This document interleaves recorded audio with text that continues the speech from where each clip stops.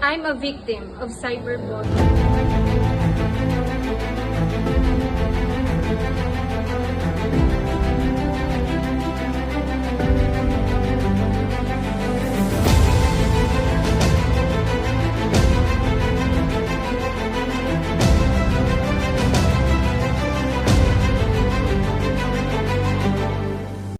Hi guys!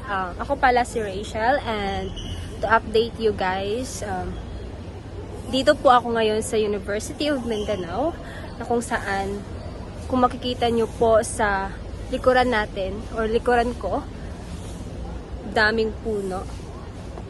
Ito, dito po, dito sa kinatatayuan ko, dito po yung parking lot for the car po. And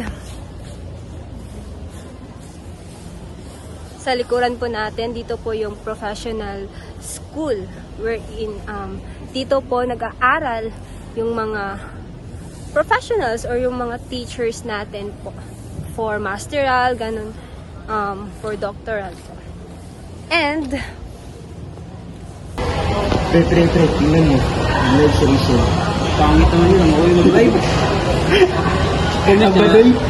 Pangit naman, pangit yun.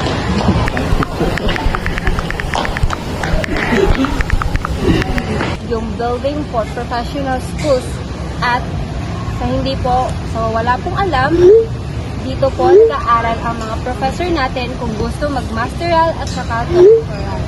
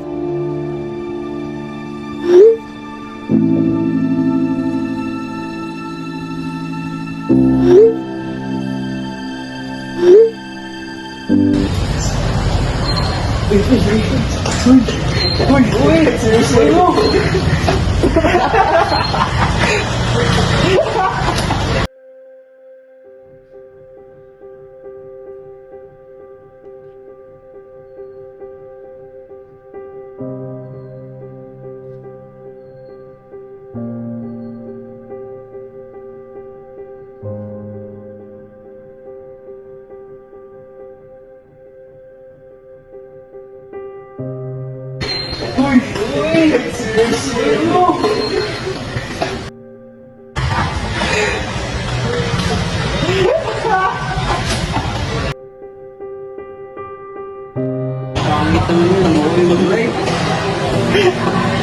Kanya ba doon? Pangit yan, ang pangit yun.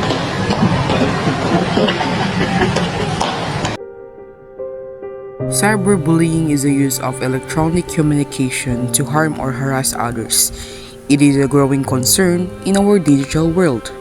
Cyberbullying occurs when someone uses online platforms to intimidate, threaten, or belittle another person. It can happen through social media, texting, or any other digital platforms. It can take many forms, including spreading rumors, sending hurtful messages, or sharing private images without consent. In extreme cases, it leads to long-lasting emotional and psychological effects. The consequences of cyberbullying are profound. Victims often experience anxiety, depression, and a sense of helplessness. In several cases, it can lead to suicidal thoughts or actions. Education and awareness are the key. By teaching internet users, especially young people, about empathy, privacy, and responsible online behavior, we can help curb this destructive trend. Victims should not suffer in silence. Reporting cyberbullying incidents to trusted adults, schools, or platforms moderators can help address the issues. Legal actions can be taken in serious cases.